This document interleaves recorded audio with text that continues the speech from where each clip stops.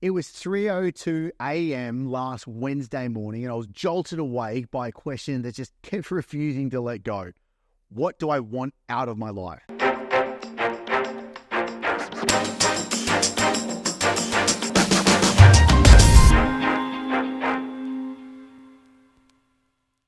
And at 37 years old, I'm there sitting here in utter confusion, trying to relive my entire past, trying to dissect where it all went wrong, what I got right, and what I should actually learn so that I can best move forward. Now, doubt is one of those sneaky emotions that can chain us down, where it whispers to us that we're not ready, we're not good enough, we're not worthy, and it paralyzes us, leaving us stuck in this loop of inaction, spiraling into deeper pits of doubt, aversion, and lack of confidence. It's like the Achilles heels just cutting us down. Yes, I have learned that doubt is also a compass trying to or helping us point forward where if we're brave enough to face it. So after lying in bed with my mind racing, I walked downstairs, I opened my journal, and I distilled all my thoughts into 16 essentials. And this is what I want to share with you right now, straight out of my journal, as I had the epiphany throughout this entire process that answering one profound question can unravel 1,000 tangled ones. It's the simplicity of the clarity that is able to cut through the chaos. So last Wednesday morning, I was tearing through my bookshelf. I was frantically searching through my Google documents. I was hunting down those passages that always spark something inside of me. I went through my entire Apple iNotes, which have a treasure trove under this one folder called My Thoughts On, and where I'd stashed all my learnings for years. Now, these aren't just notes, they're actually my personal guideposts. They're what I call my dials, in which I can adjust these dials, ramping them up or ramping them down, depending on how I'm feeling or what I'm actually feeling like I need to solve in this chapter of my life right now, so that I can, in hopes, be able to tweak to be able to find balance. Because right now, the dials marked personal growth and mission is cranked up. And I'm just 6 months into growing my new company, the Rainmakers. And this startup phase, it's demanding energy and focus. It's growing really quickly. It's already grown into something far beyond I thought it was going to be when I first envisioned the birth of this. But in my pursuit of success, I've neglected the dials labeled balance and harmony, particularly the delicate dance of what some people like to call work-life balance. I wasn't having that whatsoever. And which is why last Wednesday at 3:02 a.m. I was having that crisis, that one that led me to just like hammering away at my keyboard, trying to figure all this stuff out, because it quite literally was a wake-up call. Once again, that universe was tapping me on my shoulder, banging me over my head, where I had to try and find out or learn that achieving and succeeding meant nothing if they're at the expense of harmony and well-being. Which is why I've found that where these distractions are abundant and expectations are going to be relentless, understanding what I genuinely want is not just some intellectual exercise. It really is the bedrock for living a life that actually has that purpose and fulfillment that we're ultimately wanting. Because in today's society, which often equates success with all of these external achievements, it's when I'm at my best that when I remind myself that true fulfillment is actually from within. It comes from understanding and embracing what genuinely matters. And I am ashamed to admit that I already knew this before last Wednesday's wake-up call, but that's the difference. That's where I wasn't embodying it. So I know that I must be and do something different, knowing that the right thing to do is actually having that strength of character to follow what is my definition of foolishness. Because I've been foolish. The dials of my life are in my control. It's up to me to be able to fine-tune them, to create that harmony that resonates with what I actually want to be able to be and do and have in this life. Because as I was going through all of my notes last Wednesday, I realized that the insights I've collected over the years aren't just for me. They're the lessons that can resonate with anyone that is really trying to seek a life of meaning and purpose. So instead of complicating things, I wanted to share these more as a raw, unfiltered reflections straight out of my journal, in my hopes to wanting to give you guidance that's profoundly helped me. Because in my life as an entrepreneur and as a husband and as a father, I've learned that meaning isn't just something that's going to be handed to you. It's something that you create for yourself. Because when I started each one of my businesses, I chased success because It was going to make me feel good. The money, the recognition, the growth. That's what we're supposed to be doing, right? But I quickly realized that true fulfillment comes from aligning my work, but with my core values and passions. It's not about just ticking those boxes of societal checklists, but really it's about uncovering what resonates, what's deeply within my inner self. So for me, the means of building something that thrives financially and positively impacts my team, my customers, and my community. See, when I sold my last company, I scribbled down a bunch of rules that I wanted my next ventures to be able to live by. And I was determined not to repeat those same stupid mistakes I'd made before. Because there's what I could call my personal mission. Because every morning, I want to be able to kick my legs out of bed with a sense of mission, not just to build a company, but more importantly, to create a life that matters. And that's where this personal mission goes beyond work and really is how I'm showing up with all the other aspects of my life, especially as a father and a husband and as a friend. Because knowing why you wake up every morning, that is what transforms your life, infusing it with energy and purpose and integrity.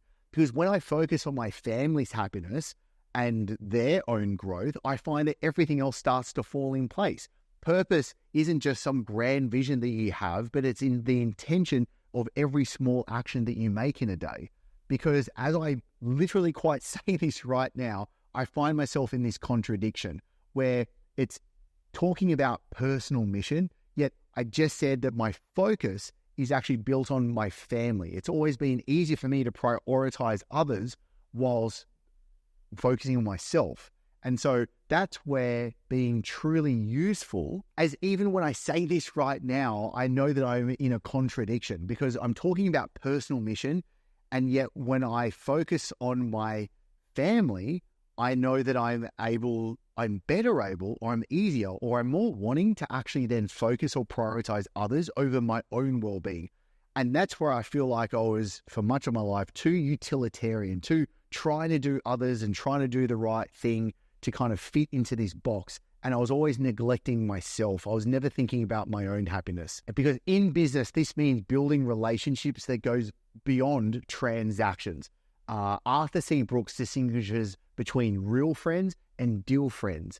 And I constantly want to be able to nurture the former because I strive to be able to offer kindness and to be able to have compassion, to be able to have a sense of belonging to my team, to my clients, to my community. And because as a father and husband, I've learned that the love that I give to my family, it returns tenfold back. Love is that currency that's never going to lose its value. I know that sounds totally cliche or a little bit woo, but that's honestly how I feel now. Because then there's the belonging. Because us humans, we're social creatures. We find ourselves in a tribe. And as an entrepreneur, I've learned that success is a team sport.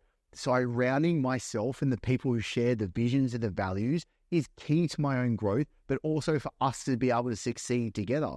And so where I'm a part of something larger than myself, that's where the collective is able to then support and uplift each other. It's kind of the saying that a rising tide lifts all ships. That's the way I want to be able to build the culture, especially within my business and especially kind of in the spirit of our family. Because you can't outperform your support network and you can't outperform your environment.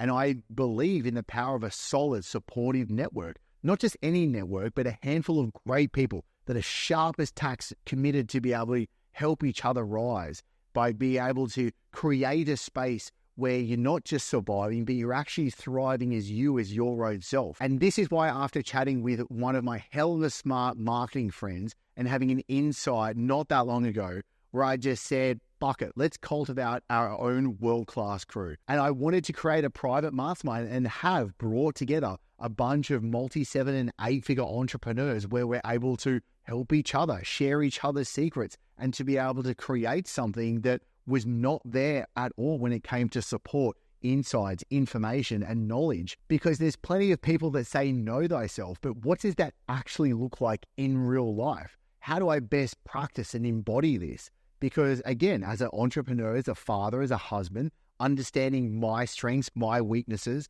my desires, my fears is foundational to personal growth. And I've had to confront these uncomfortable truths time and time again to be able to better embrace them, to be able to be the leader and the partner that I wanted to show up as. because self-awareness is really that compass point that guides those decisions, that guides those interactions, ensuring that you're aligned with your values. And that practice in what I'm talking about, having that introspection, is something that is needed to be done more frequently than I am doing now. And I say I want to be able to do it on a daily basis, but I should be doing this on a moment-to-moment basis, because that's when continuous learning comes in. Because growth is not just about this one-stop shop, this one milestone that you hit. Because with continuous learning, growth doesn't stop once you reach a milestone. I will stop learning only the day that I die, not a second before that.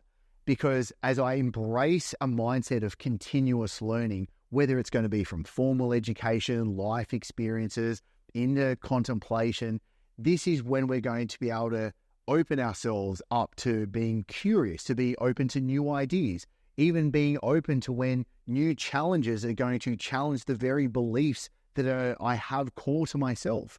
Because then there's the aspect of giving back. As I've grown my career, I've realized that true success is really measured by the impact I have on others. And all of these books that are on my bookshelf, they're all about the importance of service to others. Being able to contribute to the well-being of others not only helps them enrich their own life, but it's to the polyword mudita, which is the joy I get when I see somebody else enjoy.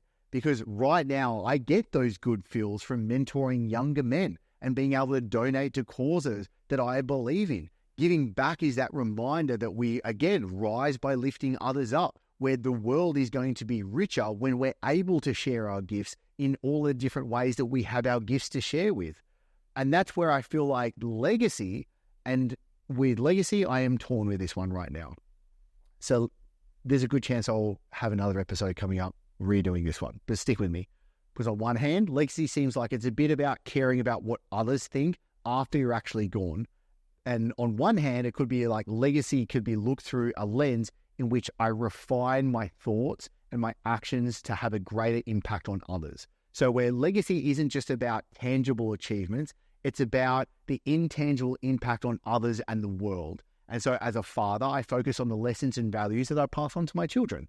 As a husband, I work towards nurturing a relationship with my wife that I can look back on and I can take my last breath and know that I've loved with an open heart. In business, I aim to create something lasting, not necessarily a company that's going to be like enduring decades and decades of time, but essentially really wanting to be able to stand for more than just profit. And I wanted to be remembered not only for what we're able to accomplish together, but the way we're able to make people feel through the positive change we'll be able to give them as well. And that's where I feel like my legacy then reflects the values in which I live by every day. And so the next insight was the mind, body, spirit balance. It could just be because I'm in Canggu, Bali for too long. But anyway, a healthy life requires nurturing all aspects of your being. So in pursuit of success, I've learned that neglecting my physical health, my mental well-being, or my spiritual nourishment is not going to equal a happy Chris at the end of the day, which is why now I want to prioritize exercise, meditation, time for reflection, having good times with my friends, having that harmony in mind, body, and spirit is the foundation of well-being. It's when you have these different plates spinning, and if you just let one drop and it breaks, that's when shit's going to hit the fan. Because that's when you're not going to have work-life harmony. Because they talk about work-life balance, and I don't feel like there's balance that you want there. There's a harmony happening, more of like a musical way to think about it. Because I know that I'm aiming for big things that most people aren't thinking that they can achieve, and I want to be able to achieve these bigger things I believe that I can do. But the notion that I should just roll over and accept that some parts of my life have to suffer because I want to achieve those things, I think that's uninspiring and downright depressing. I look at people who have hit the jackpot financially, but if they're out of shape, in poor health, disconnected from their families, I think that's a cautionary tale. Because on the flip side, if you want to achieve something truly world-class, like winning a gold medal at the Olympics, you've got to go all in. And sometimes that is at the expense of other areas in your life. But that doesn't mean that I'm looking for a perfect 50-50 split for everything. I don't think life is that neat. but it's about aligning for me, it's about aligning my actions with my values and being fully present with my family, even when business might be tugging me from all sides. Because the truth is, as I'm saying this, I haven't nailed this balance. I haven't nailed this harmony. I know that I need to do better, but I've realized that being a successful entrepreneur, father, husband, isn't about finding some mythical equilibrium. It's about setting boundaries. It's about knowing when to say no. And it's about constantly recalibrating my priorities, because that harmony is not a final destination. It's about an ongoing practice, that daily commitment to how you actually show up, and me having to say to myself, get better at this, Chris. And that's when, by doing that, the other insight was needing gratitude, because cultivating gratitude isn't about shifting your perspective. It's about transforming your entire experience of life. When you focus on what you have rather than what's missing, that's when you're not just going to be settling. That's when you're unlocking something that's a deeper sense of contentment and joy.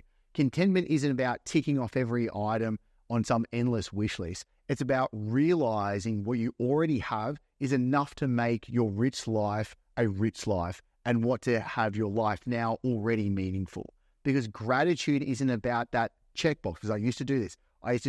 Everyone would say, you've got to have a gratitude list. And I would go through every morning and I'd write a gratitude list. And it was literally me just checking that box off like I wrote a gratitude list for the day. I was not feeling it. I was not embodying it. I was not being it in any way. And it was a complete and utter waste of time of actually doing that practice. Because for me, the more I appreciate what's in front of myself, the less I feel the pull for what's out there to reach and to be able to try and desire. Because the acceptance of life's impermanence, another deep insight, is that I remember when Joseph Goldstein said, whatever has the nature to arise will also pass away. Life is transient, and embracing this fact brings me peace, because change is inevitable. And what I've learned to find in peace is that the present moment is going to be the present moment, and the only constant is change. And by embracing it, I'm able to free myself of that burden that is going to be trying to have me control the uncontrollable. Because when I'm the mountain, shakeable and resilient, I become the man that can weather the storms, and I can do it with joy. And I'm able to then show up and be my better self, because this is when I have to continuously remind myself that I need to be true to myself. Every time I try to imitate someone else or chase after things that aren't aligned with my true self, I screw up life a little bit more, because authentically showing up, living authentically, means living in alignment with what's in your true values and belief, not bending to some other external expectations. Because in a world that's going to try and pressure us to conform, I know that I'm at my best when I have the courage to be my true self. Whether it's going to be in business or my personal life, authenticity means making choices that reflect who I truly am, not what others expect me to be. It's about embracing my quirks, my passions, my unique voice, knowing that I'm going to screw up in certain ways, and wanting to be able to then be in integrity. Because integrity is doing the right thing even when no one watching. That's not my writing, that was C.S. Lewis. And integrity involves me making choices that reflect your principles, holding myself accountable to higher ethical standards. Acting with integrity means making decisions that align with my principles, even when life is challenging. Because as an entrepreneur, as a father, as a husband, integrity isn't just something I talk about. It's something that I have to be and have to show up with every single day. Because when I don't, life is going to crumble very quickly around me. Integrity is then going to build trust in how other people are going to see myself. But importantly, and more importantly, integrity is how I'm going to feel about myself. Integrity is how I'm going to build my own self-esteem. Because if I say that I'm wanting to do something, if I say that I'm going to go to the gym and do a workout today, and I do not, and I act out of integrity, then I am just casting a vote that I am a person that does not show up, that does not act with integrity. And I'm going to then start seeing myself as somebody that is not going to do the things that I say. And if I cannot trust myself, who can I trust? Because it's about staying true to yourself, even when no one's watching, even when it costs you something in the short term. It's that quiet assurance that at the end of the day, you did the right thing. You acted by your values. And that's the reward in itself. Integrity means that you're holding yourself accountable. It's not about being honest just with others, but honest with yourself, owning up to your mistakes, learning from them, striving to do better, being able to model that kind of behavior that you want to see in your children, in your team, and in those that you actually look up to. It's about leading by example, not by words alone, because in the end, integrity is going to define your and my character. Now, this next dial was definitely one of the hardest ones for me to be able to actually take on, and that is the pursuit of joy. Because life isn't about serious pursuits. Finding joy in the small things and making room for the fun and playfulness amidst the demands of entrepreneurship and family life are the things that are important. The small things are the big things. And I know that I'm saying this, I really want to nail this message home and share this, is I know that I'm not fully embodying and being this lesson, this dial, and this is something I'm truly working on a day-by-day basis as well. But at the end of the day, I have to ask myself, why the fuck am I working so hard anyway, Chris? And that's when, if I'm not having fun and I'm not having joy, not that it's supposed to be fun and joyful the entire time. No, there has to be the ups, there has to be the downs. We would not know the good if there was not the bad, but I still have to know that I'm enjoying that process, and it's something I'm working on myself on.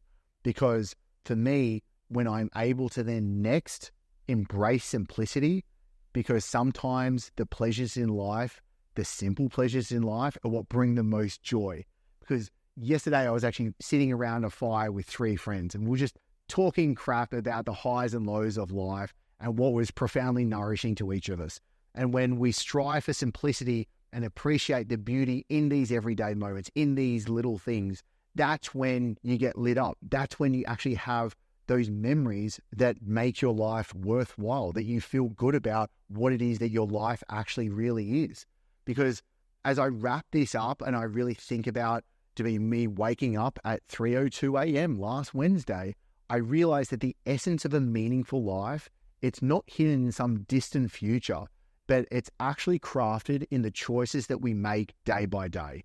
Each lesson, each moment, having that introspection in each of those parts has taught me that life is about consciously aligning with who I am and who I want to strive to be, and that being able to come together. It's about building a life that feels authentic and more purposeful, whether it's in the boardroom, the living room, or just in those quiet moments of solitude. Because to be truly alive, I know that I must embrace that chaos and clarity, the doubts and the dreams, the success and the setbacks. Because waiting for it to all be perfect, for that perfect moment to arrive, I just do not think is the right thing to be doing. And that's why I want you to listen to what truly matters in your heart, to have the courage to pursue it relentlessly. And I don't want you to wait for life to happen to you. Make it happen for you. Be a little bit better, be a little kinder, a little bit more aligned with the person that you want to be. Embrace the uncertainties, cherish the simplicities, and stand up as your own unshakable mountain, because the world needs the best version of you, and so do you.